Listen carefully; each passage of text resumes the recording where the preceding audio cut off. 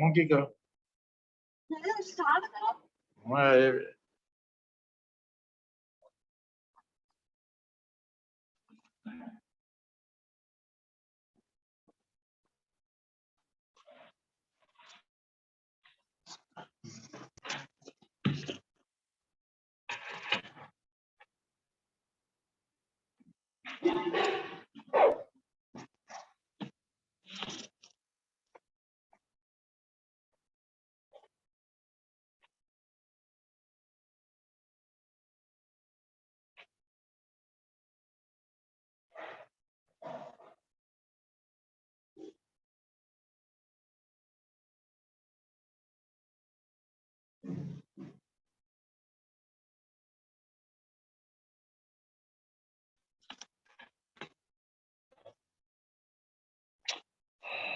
الحمدللہ نحمده ونستعینه ونستغفره ونؤمن به ونتوکل علیہ ونعوذ باللہ من شرور انفسنا ومن سیئات اعمالنا من يهده الله فلا مضل له ومن يضلل فلا هادي له ونشهد ان لا اله الا الله وحده لا شريك له ونشهد ان سيدنا مولانا محمد عبده ورسوله اللهم صل على سيدنا مولانا محمد. اعوذ باللہ من الشیطان الرجیم بسم اللہ الرحمن الرحیم وَلَقَدْ آتَيْنَا لُقْمَانَ الْحِكْمَةَ أَنِ اشْكُرْ لِلَّهِ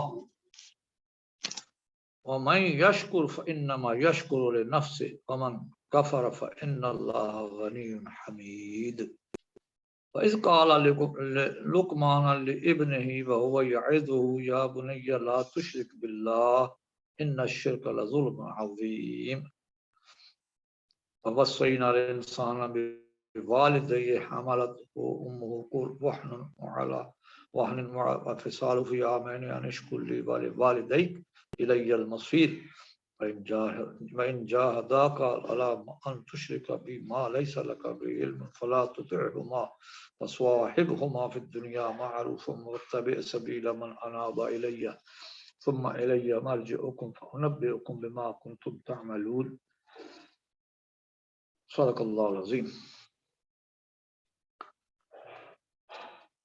میں نے آپ کے سامنے سورہ لقمان کی آیات مبارکہ تلاوت کی ہیں.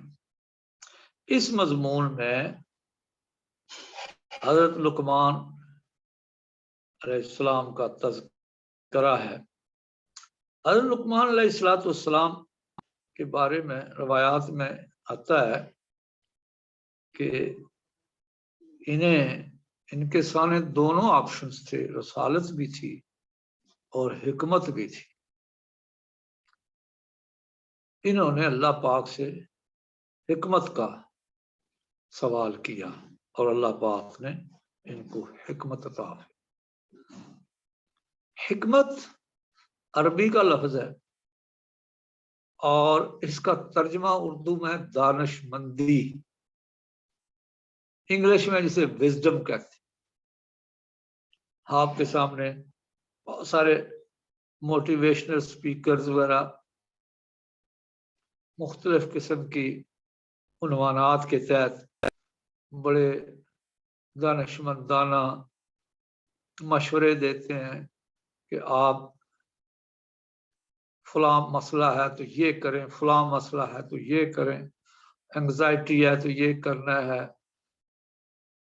کوئی ریلیشن شپ آپ کی خراب ہو رہی ہے تو آپ یہ میری یہ کیسٹ سنیں اور اس میں ریلیشن شپ کس طرح امپروو کی جاتی ہے وہ سیکھیں سمجھیں وغیرہ وغیرہ.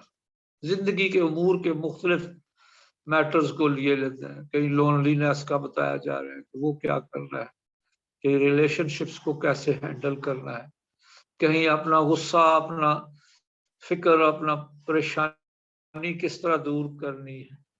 تو یہ ساری چیزیں وہ خود انسان ہوتے ہوئے، خود ان ساری بیماریوں کا شکار ہوتے ہوئے آپ کی بیماریوں کے حل بتاتے ہیں. آپ اللہ پاک سے بھی تو حال پوچھیں، جو خالق کائنات ہے، جس نے ہمیں تخلیق کیا، جو ہمیں تخلیق سے جانتا ہے، اس کی مرضی کے مطابق ہمیں تخلیق کیا گیا ہے، ہماری ایک ایک رگ اور ایک ایک ریشے سے وہ واقف ہے، وہ خود خالق ہے. تو اس نے یہ جو مضمون آپ کے سامنے میں قرآن پاک کا پڑھ، یہ پرسنالٹی ڈیولپمنٹ بھی اسی کے اندر ہے۔ آپ کی زندگی کے سارے مسائل کا حل، عملی زندگی، یہ جو مادی زندگی ہے اس کے مسائل کا حل بھی ہے۔ اس زندگی کے فارغ ہونے کے بعد آخرت کے جو زندگی آ رہی ہے، جو ہمیشہ ہمیشہ کی زندگی ہے، جو اس سے کہیں زیادہ لمبی ہے۔ مطلب لمبی کیا، اس کی تو لمٹ ہی کوئی نہیں ہے، لمبی اس کو کیا کہیں گے، ریلیٹیو اسٹڈی کیا کریں گے ہم اس کی، اس زندگی کے ساتھ، کہ یہ زندگی تو محدود ہے، اس کی تو یہ بھی پتہ نہیں کہ کس کو کتنی زندگی ملنی ہے۔ وہاں تو فار ایور ہے، ابداً ابدا، عالم ابد الاباد ہے، جہاں ہم کو جانا ہے، واپسی کا کوئی امکان کوئی نہیں ہے۔ تو اس لیے اللہ پاک نے یہاں فرمایا وَلَقَدْ آتَيْنَا لُقْمَانَ الْحِكْمَةَ أَنِ اشْكُرْ لِلَّهِ، ہم نے تحقیق، یہ بات بڑی مضبوط بات ہے کہ ہم نے لقمان کو حکمت عطا کی۔ اب حکمت جس کو اللہ نے عطا کیا اس سے پوچھنا پڑے گا کہ حکمت چیز ہوتی کیا ہے، یا کن کن چیزوں کا نام حکمت ہے، کیا کرتے رہے تو وہ حکمت ہے اور کیا نہ کریں تو وہ غیر دانشمندانہ انداز ہے ہمارا۔ تو وہ حکمت سیکھنی ہے تو پھر وہ سیکھیں جو جس پر اللہ نے سٹیمپ کیا کہ میں نے یہ حکمت لقمان کو عطا فرمائی۔ اور جب لقمان کو حکمت عطا فرمائی تو پہلی بات اس سے تقاضا یہ کیا، انشکر للہ، اللہ کی ہر نعمت پر اللہ کا شکر ادا کریں۔ پہلی بات یہ سمجھ آئی بات، جہاں جس کو جو نعمت نصیب ہے، وہ چھوٹی ہے یا بڑی ہے، اس پر اللہ کا شکر ادا کریں۔ وَلَئِن شَكَرْتُمْ لَأَزِيدَنَّكُمْ، کیونکہ قرآن میں اللہ نے گارنٹی کیا ہے کہ اگر تم میری نعمتوں کا شکر ادا کرو گے تو تمہیں میں مزید دیتا جاؤں گا۔ اللہ کی نعمتوں کو پانا، نعمتیں تو ہیں ہی وہ جو اللہ دیتا ہے، بندہ کسی کو کیا دے سکتا ہے، بندہ تو خود محتاج ہے۔ ہر بندہ اپنے اپنے مسائل کا خود حل نہیں جانتا۔ یہ جو آپ کو بتا رہے ہوتے ہیں نا سارے جہان کے مسائل کے حل، ان کی اپنے نجی زندگیوں میں جا کر دیکھیں کس کس قسم کے مسائل کا وہ خود شکار ہے۔ جو دوسروں کی انگزائٹی دور کر رہے ہوتے ہیں نا، ان کی اپنی انگزائٹی کا آپ کو اندازہ نہیں ہے ان کا کیا حال ہوتا ہے۔ میں تو پنجاب یونیورسٹی میں ڈپارٹمنٹ آف کلینکل سائیکالوجی میں جب گیا تو وہاں کے اساتذہ کو بھی دیکھا، وہاں کے گریجویٹس کو بھی دیکھا، وہاں کے وہ ماحول کو بھی دیکھا، تو میں نے دیکھا کہ جہان کے لوگوں کے دکھ درد دور کرنے والوں کے اپنے دکھ درد جو ہے وہ ان کو وہ خود کنٹرول نہیں کر پا رہے، ہینڈل نہیں کر سکتے۔ بعض ایسی بے شمار میں سائیکالوجی کے شعبے سے اچھی طرح جانتا ہوں، بے شمار خواتین ہیں جنہوں نے کبھی شادی نہیں کی، شادی نہیں بیچاروں کی کوئی نہیں، وہ ہینڈل ہی نہیں کر پائیں گے، اپنے آپ کو نہیں ہینڈل پا، اپنی لائف کو نہیں ہینڈل کر سکتے، باقی سارے جان کے ہیں لائف کو ہینڈل کرتی ہیں۔ بہرحال یہ ان کا مسئلہ ہے، لیکن میں آپ کو بات صرف اپنے حاضرین اور ناظرین کو بتانا چاہتا ہوں کہ اصل حکمت وہ ہے جو اللہ نے بتائی ہے، اور وہ یہ قرآن میں ہے، اور یہ اللہ نے لقمان علیہ السلام کو بتائی۔ اور پہلی بات گارنٹی دی کہ لقمان کو جو کچھ بتایا جا رہا ہے یہ حکمت ہے۔ وَلَقَدْ آتَيْنَا لُقْمَانَ الْحِكْمَةَ أَنِ اشْكُرْ لِلَّهِ، لقمان علیہ السلام کو حکمت عطا فرمائی اور ان کو کہا گیا کہ اللہ کا شکر ادا کر۔ وَمَن يَشْكُرْ فَإِنَّمَا يَشْكُرُ لِنَفْسِهِ، اس لیے کہ جو اللہ کا شکر ادا کرتا ہے نا اللہ کی نعمتوں، اس کا فائدہ خود اس کی ذات کو ہوتا ہے، وہ خود اس سے بینیفٹ لیتا ہے۔ انشکر للہ، اللہ کا شکر ادا کر، اور فمن یشکر لنفسہ، جو شکر ادا کرتا ہے اس کو اپنا اس کو فائدہ ہوتا ہے۔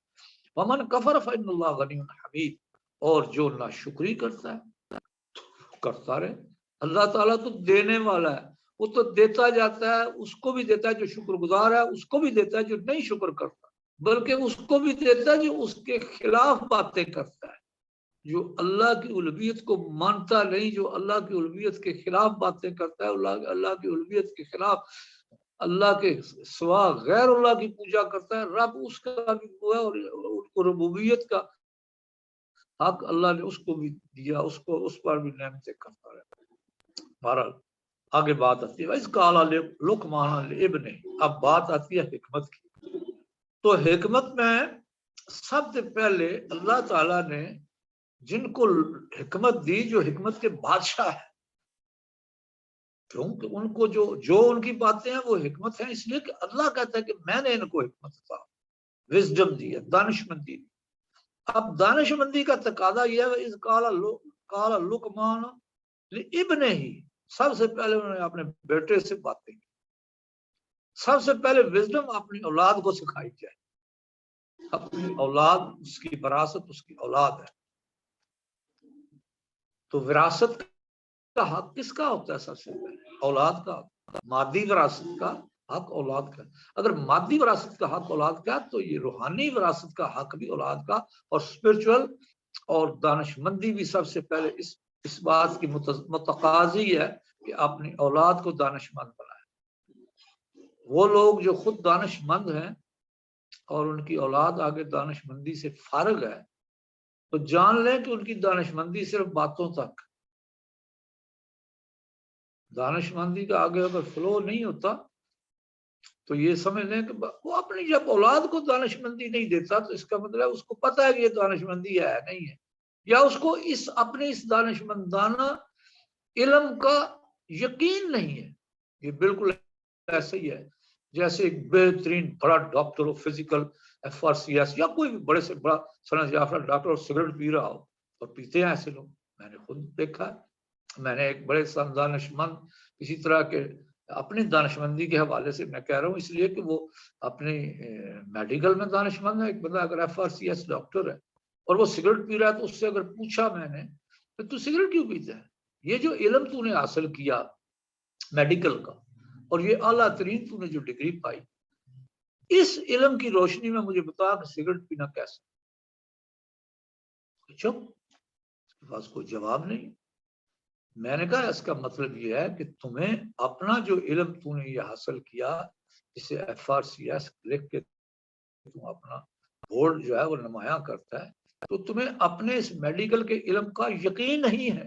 علم ہے تیرے پاس، وہ یقین نہیں۔ اگر یقین ہوتا تو سب سے پہلے اس علم کے مطابق، اس علم کی روشنی میں سگریٹ پینا ایک مہلک عمل ہے، تو یہ مہلک عمل تو خود کیوں کر رہا ہوتا اپنے ساتھ؟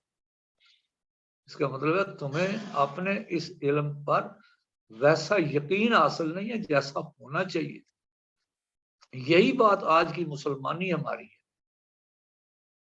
ہم نے اسلام کو آپشنل سمجھ لیا ہے، یا یوں سمجھ لیں اسلام کو تو قبول کر لیا لازمی سمجھ کے، لیکن اسلام کے احکام، محمد الرسول اللہ صلی اللہ علیہ وسلم کے بتلائے ہوئے طریقوں پر زندگی بسر کرنے کو آپشنل سمجھا ہوا ہے بیسیکلی، کہ اگر اس پر عمل کر رہے ہیں، حضور صلی اللہ علیہ وسلم کی اتباع کر رہے ہیں تو بھی ٹھیک ہے، اگر نہیں بھی کر رہے تو خیر ہے۔ یہ اگر یہ جو تو خیر ہے نا، یہ بات ہے جو بیماری ہے آج ہمارے اندر۔ اگر ہمیں یہ یقین ہو کہ وما آتاکم الرسول فخذوہ وما نہاکم عنہ فانتہوا، یہ اللہ کا حکم ہے کہ میرا نبی جو بات کہہ دے یہ کرو، جو کہہ رہا ہے رک جاؤ اس سے رک جاؤ۔ اگر مجھے آپ کو اس پر یقین ہو تو ہم محمد رسول اللہ کی اطاعت کو کبھی چھوڑے نہیں۔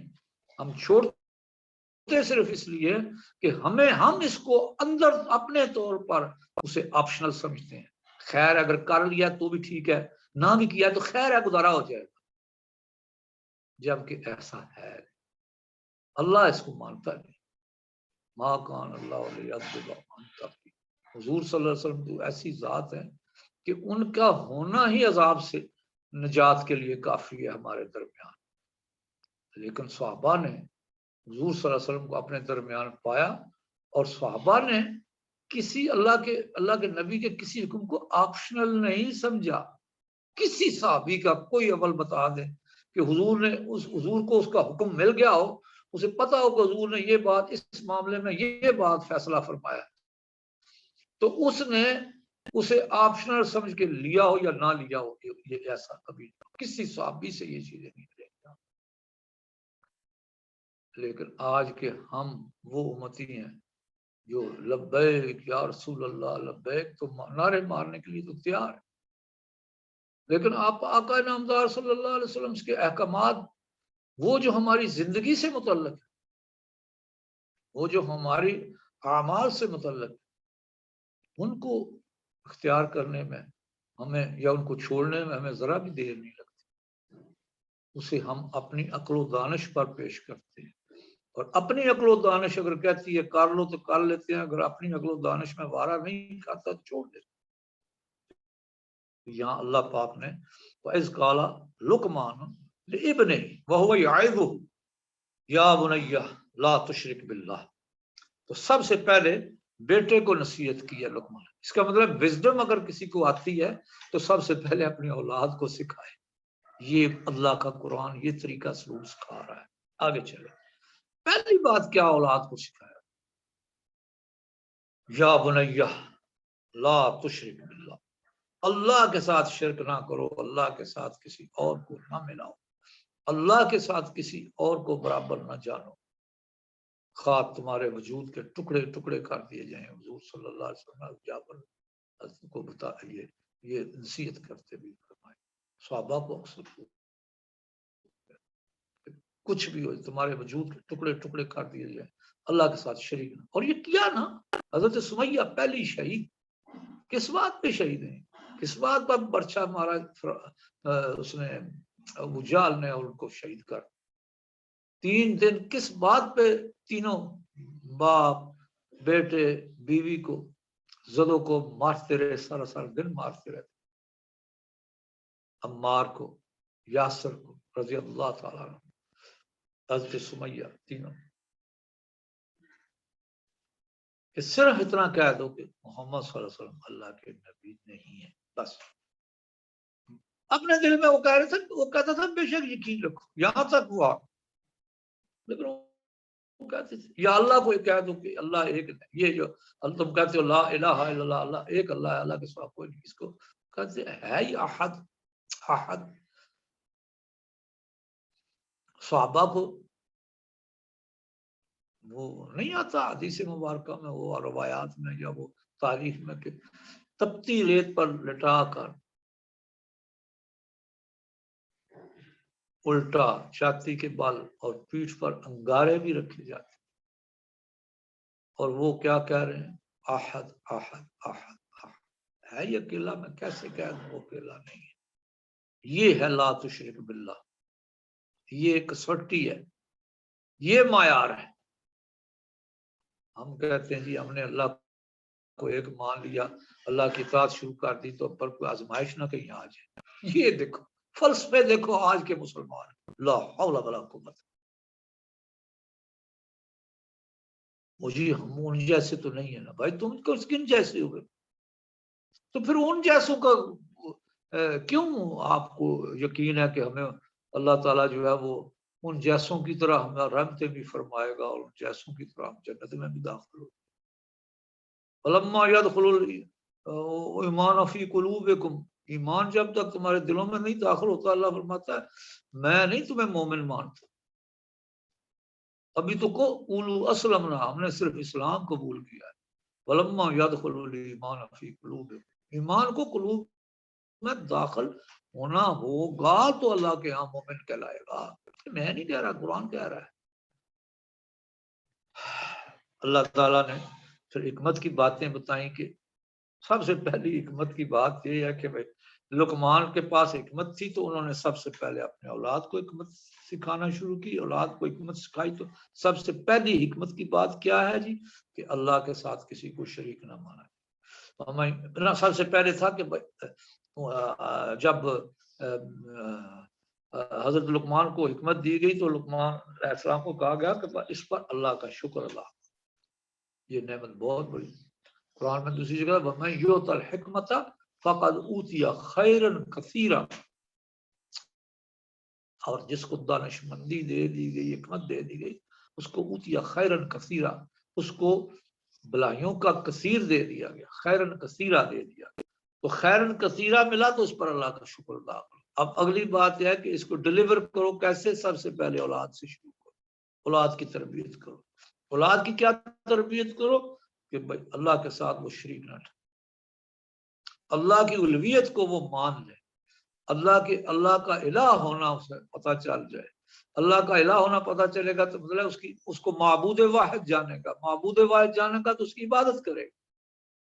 آج کتنے ایسے والدین ہیں جن کی اولادیں نماز نہیں پڑھتی، ان کے گھروں میں رہتے ہیں، وہ ان کو پال رہے ہیں، ان کی ہر خواہش پوری کرتے ہیں، لیکن کبھی اپنی یہ خواہش نہ انہوں نے ظاہر کی ان پر کہ تمہارے نماز پڑھنا ضروری ہے ہمارے نزدیک، اور نہ کبھی انہوں نے ان کی خواہش کو، اس طرح کی خواہش کو جانا، نہ کبھی پورا کیا۔ بڑے آرام سے نہیں جی یہ نماز نہیں پڑھتے، بڑا کہا جی ان کو نہیں پڑھتے، نماز نہیں پڑھتے۔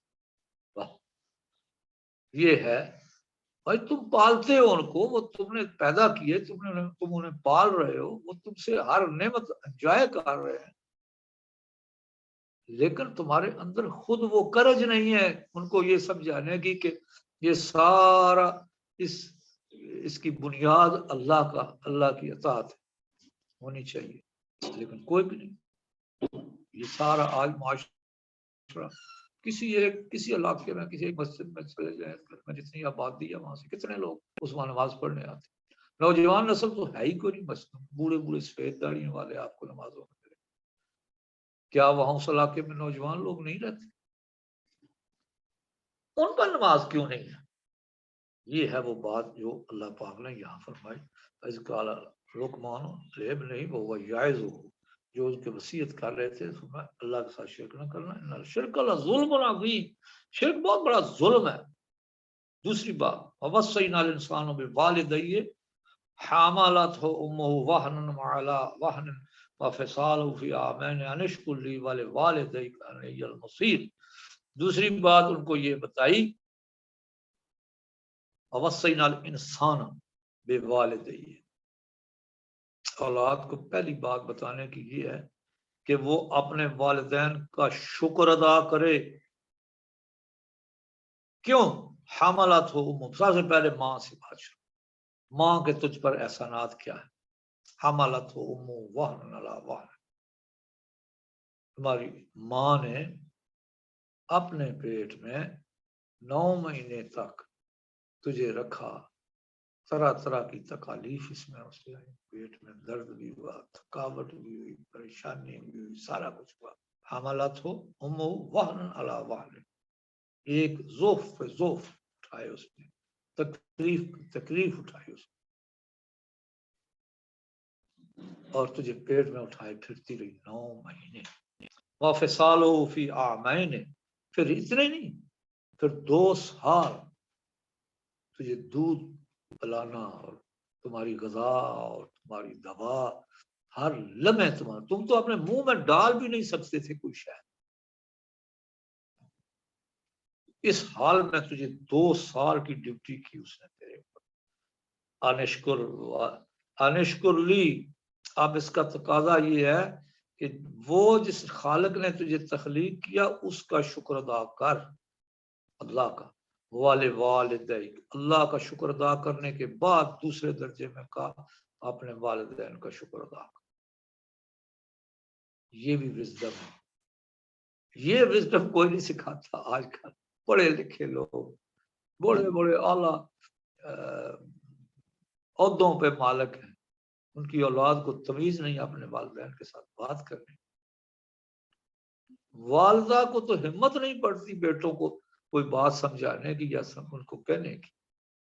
آپ چلے جائیں جتنے معاشی طور پر بہت سکھی ہیں ان گھروں میں جا کر دیکھ لیں اولاد کیا والدین کے ساتھ کیسا سلوک، کوئی فرما بردار نہیں ہے اولاد کسی والدین الا ماشاء اللہ۔ یہ تھی وزڈم، یہ تو کسی نے سکھائی نہیں، تو کبھی اب ہم کو پرسنالٹی ڈیولپمنٹ کے کورس کراؤ، کبھی یہ کراؤ جی، کبھی اس کی کاؤنسلنگ کرو جی، وہ کرو جی۔ میں کتنے ڈیفینس میں ایسے لوگوں کو جانتا ہوں جن کی اولاد ساری رات موبائل پر اور سارا دن سو رہتے ہیں، دن کو ماں اٹھانے کو کہے تو ایسے گالیاں نکالتے ہیں، معلوم تجھے کیا پڑی ہے؟ ان کی ہمت نہیں پڑتی کہ انہیں سوئے کو اٹھا دیں دن۔ یہ سارا کیوں تھا؟ یہ وزڈم ان لوگوں کو کون وزڈم سکھائے گا؟ کون سے کورسز ہیں، کون سی ٹرانسفارمیشن ہے جو ان کو تبدیل کر دے گی؟ ٹرانسفارمیشن تو یہ تھی، یہاں سے پیدائش سے بات چلنی تھی کہ یہاں پہلے اسے شکر کرنا سکھایا جاتا، اللہ کا شکر کرتی اولاد، پھر والدین کا شکر تھا، پھر انہیں تمیز ہوتی کہ بھئی شکر ہوتا کیا ہے، احسان ہوتا کیا ہے، ہم پر احسان کیا کس نے، کیا کیا احسانات ہیں، پھر وہ سے وہ بات آگے چلی۔ الی المصیر، اللہ فرماتے ہیں کہ یہ اس لیے کہ اصل بات تو تم نے میرے پاس ہی لوٹنا ہے نا، اور لوٹ کے آ کر جواب دہی تو میرے سامنے ہی کرنی ہے نا۔ تو جو مرضی سیکھتے سکھاتے رہو، جو مرضی کرتے کراتے رہو، ایکسیپٹیبل تو وہ پروٹوکول ہوگا نا جو میں نے سکھایا تھا، اس پروٹوکول، اس اخلاق، اس کردار، اس کے مطابق اگر ایٹیٹیوڈ تم نے نہ اختیار کیا تو یہاں تو آ کر تمہارا کوئی پرسان حال نہیں۔ وَإِن جَاهَدَاكَ عَلَىٰ أَن تُشْرِكَ بِمَا لَيْسَ لَكَ بِهِ عِلْمٌ فَلَا تُطِعْهُمَا۔ ہاں ایک بات، اپنے والدین کی اطاعت کر پوری طرح سے، ہاں ایک بات پہ کھڑا ہو جا، اگر وہ تجھے اللہ کے ساتھ شریک کرنے کا حکم دیں۔ اللہ کے ساتھ شریک کا مطلب یہ ہے کہ اللہ کا حکم ایک ہے اور وہ اللہ کے حکم کے خلاف تجھے حکم دیں، یہ بھی شرک فی الامر ہے۔ اللہ کا حکم اور ہے، اور والدین اگر اللہ کے حکم کے خلاف تجھے حکم دیتے ہیں تو مت اس کو اوبے کر۔ آج ہماری بے شمار بہویں لوگوں کے گھروں میں عذاب کا شکار ہیں جی، اس لیے کہ ماں ان کو آرڈر دے رہی ہے جی اس کے خاوندوں کو اپنی بیوی کے ساتھ یہ کہے، اس کو یہ کر، اس کو اس طرح تکلیف دے، اس کو اور بیٹا اس لیے بیوی کو تکلیف دے رہا ہے کہ ماں کہتی ہے جی، ماں کے حکم کے تحت ہونا جی، میں تو ماں کی تابع داری کر۔ وہ ماں جو اللہ اور اللہ کے رسول کے حکم کے خلاف اولاد کو حکم دے، اولاد کے لیے بالکل جائز نہیں ہے کہ وہ اپنی آگے بیوی پر یا اپنے اولاد پر ظلم کرے والدین کے کہنے کی وجہ سے۔ والدین کے ایسے حکم کی اطاعت بالکل نہیں ہے، قرآن نے یہ کہہ دیا وَإِن جَاهَدَاكَ عَلَىٰ أَن تُشْرِكَ بِمَا لَيْسَ لَكَ بِهِ عِلْمٌ، وہ حکم دے جس کا علم اللہ کو نہیں ہے، جس کو اللہ نے نہیں حکم دیا، فَلَا تُطِعْهُمَا، مت اس کی اطاعت کر، وَصَاحِبْهُمَا فِي الدُّنْيَا، لیکن اس کے باوجود والدین کے ساتھ وہی سلوک کر جس طرح خوبصورت سلوک کرنا چاہیے اولاد کو۔ پھر بھی تجھے اجازت نہیں کہ تو والدین کے خلاف کوئی باتیں کرنا، اور صاحب رہنا ان کے ساتھ، رہن سہنا سیدھا سیدھا، وہ برخوردار ہی تو نے بن کے، ہاں ان کے اس حکم کی تابع داری نہیں کرنی جو شریعت کے خلاف تجھے حکم دیں، جو اللہ کے حکم کے خلاف دیں، لیکن ان کے ساتھ جو رہنا ہے، رہنا سہنا تو نے ان سے ڈیلنگ کرنی ہے، وہ بالکل اسی طرح برخوردارانہ کر۔ یہ ہے جناب وہ ادب، یہ ہے وہ ایٹیکیٹس، یہ ہے وہ وزڈم جو اللہ تعالیٰ سکھا رہا ہے، لقمان علیہ السلام کو سکھائی، یہ قرآن ہے۔ آپ جب تک اس کی بیس پر آپ اپنے تربیت کا کام نہ کریں گے، کسی کی شخصیت میں کبھی نکھار آ ہی نہیں سکتا، کوئی پرسنالٹی ڈیولپ ہو ہی نہیں سکتی، کوئی معاشرہ نہیں ڈیولپ ہو سکتا، پرسنالٹی ڈیولپ نہیں ہوگی، معاشرہ ڈیولپ نہیں ہوگا۔ صاحب ما فی الدنیا معروفہ، وہ اچھے انداز، واتبع سبیل من اناب الی، راہ وہ چل من اناب الی، جو میری طرف آتا، جو میری طرف رجوع کر رہا ہو، جو میری طرف پوائنٹ آؤٹ کر رہا ہو۔ چلنا تم سب کو اس عمل پر ہے، اس حکم پر ہے جو میری طرف تمہیں لے آئے، میرے قریب لے جائے، من اناب الی، جس میں میری طرف رجوع ہو، ثم الی مرجعکم، فَأُنَبِّئُكُم بِمَا كُنتُمْ تَعْمَلُونَ، پھر تم سب نے واپس میری طرف لوٹ کر آنا ہے. فَأُنَبِّئُكُم بِمَا كُنتُمْ تَعْمَلُونَ، پھر تم لوگوں کو میں بتاؤں گا جو اس کو تم عمل کرتے رہے. یعنی دنیا کی زندگی میں جو جو تم نے کام کیے ہوں گے میرے حکم کے خلاف یا میرے حکم کے مطابق، ان سارے کے فیصلے میں نے خود کرنے. اب اللہ تعالیٰ کو کسی چکنی چپڑی باتوں سے ہم نہیں راضی کر پائیں، کیونکہ وہ دنیا میں بھی جانتا ہے. والاول ہو والآخر ہو والظاہر ہو والباطن ہو، ہمارے ظاہر باطن ہر سے بات. ہم نے جو کام دنیا میں کیا ہوگا، جس لیے کیا ہوگا، سب سے وہ واقف. وہ ہمارے جذبوں سے بھی واقف ہوگا اور ہمارے عمل کی شکل سے بھی واقف. اس لیے فیصلے بھی اس نے کرنے. جس کے پاس کسی اور کی ایویڈنس نہیں ہے، اس کی اپنی ایویڈنس ہے اس کے پاس. یا بنیا ان تکو مثقال ذرۃ، یا بنیا انہا ان تکو مثقال حبۃ من خردل فتکن فی صخرۃ او فی السماوات او فی الارض یأتی بها اللہ. یا بنیا یعنی بیٹے کو کہتے ہیں، بیٹے کو اس طرح سمجھا کہ انہا ان تکو مثقال حبۃ، تیرے عمل کا رائی کے دانے کے برابر بھی اگر کوئی عمل ہوگا، وہ من خردل فتکن فی صخرۃ او فی السماوات، وہ کسی پتھر کے اندر ہو یا آسمانوں کے اندر ہو، او فی الارض یا زمین میں کہیں چھپا ہو، یاتی بہ اللہ. یعنی تیرے عمل کا کوئی ایسا چھوٹے سے چھوٹا عمل یا کوئی عمل جو کتنا ہی مخفی ہوگا، زمینوں میں کہیں چھپا ہوا ہو، پہاڑوں میں کہیں چھپا ہوا ہو، پتھروں میں کہیں چھپا ہوا ہو، آسمان میں کہیں چھپا ہو، اللہ فرماتا ہے یاتی بہ اللہ، سب میں لے آؤ. یعنی جو تم نے اس دنیا میں عمل کرنا ہے، اس میں کوئی عمل ایسا نہیں ہوگا جو چھپا رہ جائے گا، جو وہاں حاضر نہ ہوگا. ان اللہ لطیف خبیر، اس لیے کہ اللہ تعالیٰ لطیف بھی ہے اور خبیر بھی ہے.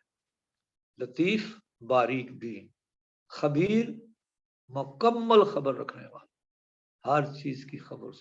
یعنی تجھے ہر عمل کرتے ہوئے اللہ کی حضوری کا احساس تیرے پاس ہونا چاہیے. میرا اللہ مجھے دیکھ رہا ہے.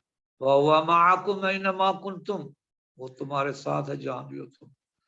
وَنَحْنُ أَقْرَبُ إِلَيْهِ مِنْ حَبْلِ الْوَرِيدِ، میں تمہاری رگِ جان سے زیادہ قریب. پھر فرمایا یا بنیا اقم الصلاۃ وامر بالمعروف، اے میرے بیٹے، اپنی اولاد کو کہا کہ اقم الصلاۃ وامر بالمعروف، نماز کو قائم کر. نماز پڑھو نہیں، پڑھنا نماز کا لفظ ہے ہی نہیں ہے کہ اقم الصلاۃ، قائم کرو نماز. وامر بالمعروف ونہی عن المنکر، نیکی کا حکم کر اور برائی سے روک، دوسروں کو بھی اپنے آپ کو. ابھی تو لوگوں کو نیکی پر متوجہ کر لیا جائے اور کوئی نیکی کا عمل نماز اپنی شروع کر دے تو وہ اسی پر سمجھتا ہے کہ میں نے بہت کچھ کر دیا. نا، بات اس سے آگے ہے. وامر بالمعروف ونہی عن المنکر، نیکی کا حکم کر، آگے نیکی کو پھیلاؤ اور برائی کو صرف روکو. لوگوں کو، اپنے آپ کو تو کر ہی لینا ہے، دوسروں کو. اور وَاصْبِرْ عَلَىٰ مَا أَصَابَكَ، اس کام کرنے میں اگر تجھے کہیں تانے سننے پائیں، کسی کی طرف سے کوئی مخالفت پیش آئے، کوئی آپ کی بات ہی نہ سنے، کوئی آپ کا مذاق اڑائے، تو وَاصْبِرْ عَلَىٰ مَا أَصَابَكَ، اس مشکل میں صبر کر. یہ وہ بات ہے جو میں عرض کرتا ہوں کہ حضور صلی اللہ علیہ وسلم نے پتھر کھائے ہیں تبلیغ میں، دو لوگوں کو جا کر دین بتانے میں، لوگوں کی باتیں سنی ہے. مجنون، ساحر اور مجنون حضور صلی اللہ علیہ وسلم کو کہا گیا. جن کی دانش کا کیا کمال، ان کو مجنون کہا گیا. اندازہ کرو جو ساری کائنات میں دانش تقسیم کرنے والا امام الانبیاء ہے، ان کو کہنے والوں نے کہا یہ پاگل ہے. اللہ نعوذ باللہ من ذالک.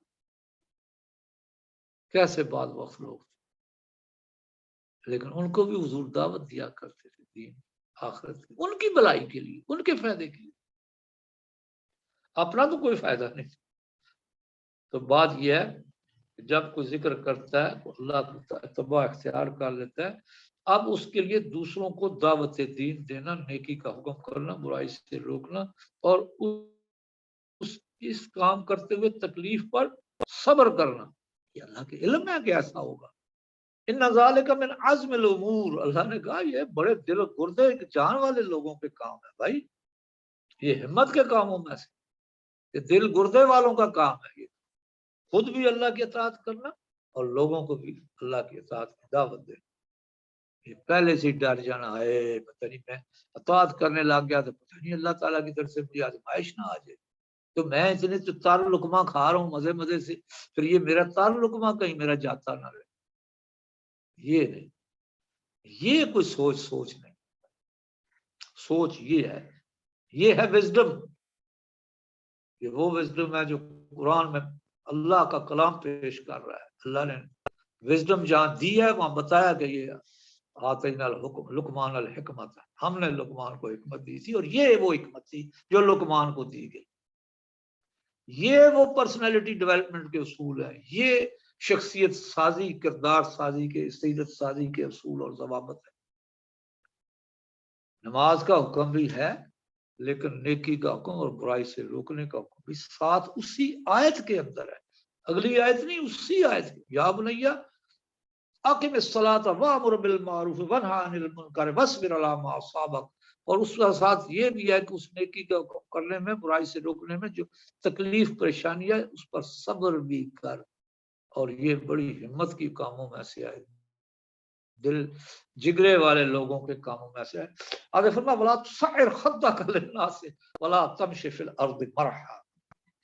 ولا تصعر خدک للناس، یہ نیکی اور بھلائی سکھاتے ہوئے لوگوں کی بدتمیزیوں کا، لوگوں کی نااہلیوں کا، لوگوں کے غلط رویوں کا، وہ تو پہلے تو فرمایا نا یہ اصحاب اس مصیبت پر صبر کر، یہاں یہ فرمایا اس پر اپنا منہ نہ پھیلا، یعنی ان پر غصے کا اظہار نہ کر. ولا تصعر خدک للناس، لوگوں سے اپنا رخ منہ نہ موڑ، ان کی بدتمیزیوں کی وجہ سے، ان کی غلط رویوں کی وجہ سے نہ. ولا تمشی فی الارض مرحا، نہ زمین پر اترا کر چل. ان اللہ لا یحب کل مختال فخور، اللہ تعالیٰ کسی تکبر اور اس طرح کا فخر کرنے والے کو اللہ بالکل نہیں پسند کرتا. بھائی اگر مجھے اللہ نے نیکی کی توفیق دی ہے، مجھے اللہ نے دوسروں کو نیکی کرنے کا، حکم دینے کا جذبہ اور عمل کی توفیق دی ہے، تو یہ میرے اوپر، میرے اللہ کا شکر ہے، اللہ کا احسان. اللہ کے احسان میں مجھے اور جھکنا ہوگا، یہ نہیں کہ میں منیٹر بن جاؤں. لاستا علیہم مسیطر، حضور صلی اللہ علیہ وسلم کو حکم گیا آپ ان پر داروغہ نہیں لگے ہوئے، ایس ایچ او نہیں ہے یہ کہ آرڈر سے آپ نے ان کو آرڈر منوانا ہے یا تحکمانہ انداز میں آپ نے ان کو دین سکھانا ہے. نہ. موسیٰ علیہ السلام فرعون کے پاس بھیجا. فرعون کون ہے؟ جو اللہ کے گریبان میں ہاتھ ڈال رہا ہے، کہتا ہے انا ربکم الاعلی، میں رب اعلیٰ رب. اس کی اصلاح کے لیے موسیٰ علیہ السلام کو بھیج رہا ہے. موسیٰ علیہ السلام کلیم اللہ ہیں، اللہ کے نبی ہیں، سید انبیاء میں سے. فرمایا جا موسیٰ اذهب الى فرعون انه طغى، جا موسیٰ فرعون کے پاس بہت یار طغیان اختیار کر، بڑی سرکشی اختیار کر. پھر جاتے کیا کرو وَقُولُوا لَهُ قَوْلًا لَيِّنًا، ذرا اس سے بات کرتے ہوئے دھیمے انداز میں بات، ذرا لو پروفائل میں اس سے بات کر، آہستہ لعلہ یتزکیٰ او یخشیٰ، شاید وہ تزکیہ اس کا ہو جائے، شاید وہ ٹھیک ہو جائے. تو جو صوفیاء اور مصلحین لوگوں کو بدتمیز لوگوں کو جب وہ دین کی باتیں بتاتے ہیں اور وہ اس کے آگے وہ اس طرح کے رویے اختیار کرتے ہیں جس پر ان کو صبر کرنے کا حکم ہے، تو ایسا نہیں ہے کہ ان کی وزڈم میں ان کی عقل میں پتہ ہوتا ہے کہ یہ بات مطلب پتہ نہیں میری بات سنے گا بھی یا نہیں سنے گا، مانے گا بھی یا نہیں مانے گا، پتہ ہوتا ہے ان کو۔ لیکن پھر بھی اللہ کا حکم ہے نا کہ ان کے اوپر تو مطلب ہے اس طرح اظہار نہیں کر سکتا، صبر کرنا ہے۔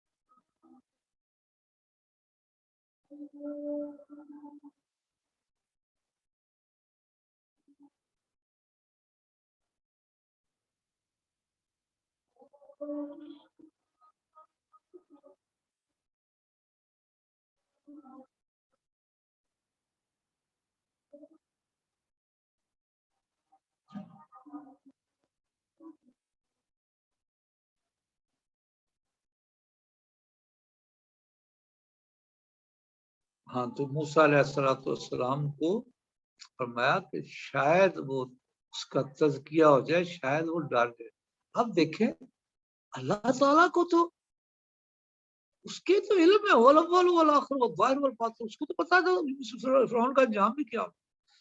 لیکن موسیٰ علیہ السلام سے کیا عرض کیا گیا، حکم کیا اللہ نے حکم دیا کہ موسیٰ تو اپنی پوری کوشش کر کہ اس کا تزکیہ ہو جائے۔ تو کتنی خوبصورت بات۔ تو آپ کسی کو پہلے سے اپنے اندازے کے مطابق کسی کو یہ نہ سمجھ لے کریں کہ اس کا تزکیہ نہیں ہو سکتا، نہ۔ جس آپ کا اندازہ بھلے یہ ہو کہ یہ بندہ نہیں سمجھے گا، نہیں سیکھے گا، جو بھی ہے، لیکن آپ کے لیے حکم یہ ہے کہ آپ اسے یہ جان کر کہیں شاید اس کا بھی تزکیہ ہو، اور یخشا، شاید اس میں بھی خشوع پیدا ہو جائے اس کے اندر۔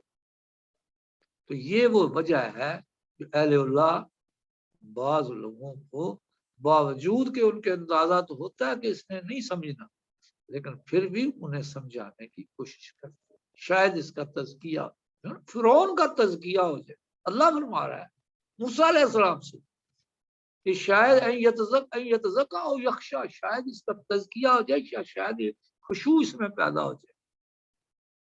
یہ موسیٰ علیہ السلام کو فرما رہا تو اس طرح کوشش کرنا۔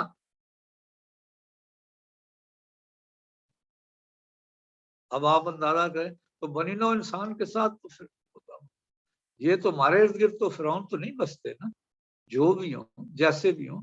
اس لیے آپ جب دعوت کا کام کریں گے، اب وزڈم یہ کہہ رہی ہے کہ جب آپ دین کی دعوت کسی کو دیں تو یہ پہلے سے پریجوڈس نہیں ہونا کہ اس نے تو سیکھنی کوئی نہیں، بلا نہ سیکھے۔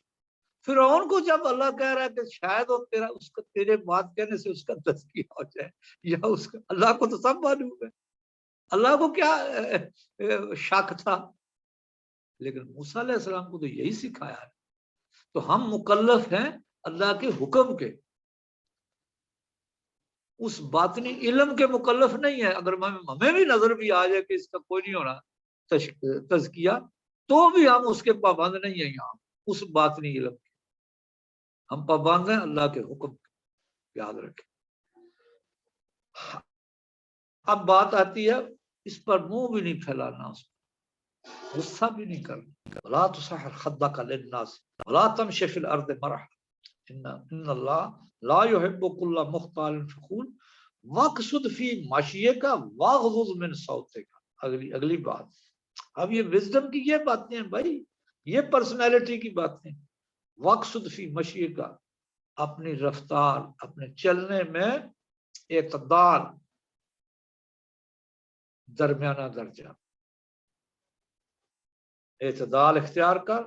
واغضض من صوتک، اپنی آواز کو دھیما رکھ، نیچے رکھ، اونچی آواز سے نہ بات کر. یہ اونچی آواز سے بات کرنے کا کیا مطلب؟ جب کسی بندے کے پاس دلائل نہیں ہوتے تو عموماً وہ گلے کے زور پر بات کو منوانے کے لیے کرتا ہے. یہ اونچی آواز تو کسی سے، یاد رکھیں، دین کی دعوت کا مطلب ہے آپ نے اس سے منوانا نہیں ہے، آپ نے صرف اسے بتانا ہے. بتانا اور چیز ہے اور منوانا اور چیز. آپ کو غصہ اس لیے آتا ہے کہ آپ اسے منوانا چاہتے ہیں اور وہ مانتا نہیں ہے آپ کی بات. اگر آپ شروع سے آپ نے یہ طے کیا ہو کہ میرا کام اس کو پہنچانا ہے، میرا کام اس کو تذکرہ کرنا ہے، اس کو بار بار اس کو نصیحت کے حوالے سے اس کے سامنے بات پیش کرنی، قبول کرنی اس نے، یہ اس کا فعل ہے. اور آپ ایسا سچو نہیں ہے کہ اگر قبول نہ کرے تو آپ اس کو سزا دیں یا اس پر ناراض ہوں یا اس کی پکڑ کریں. یہ ہمارا کام ہے. ہمارا کام ہے اگر اس پر وہ آپ کو کچھ کہتا ہے اللہ کے دین کی پھیلانے میں، اگر کوئی بندہ تکالیف ہے تو بس پھر معاصاب، اللہ کہہ رہا ہے صبر کر. اس دعوت دینے میں لینینسی اختیار کر. موسیٰ علیہ السلام وہ کام.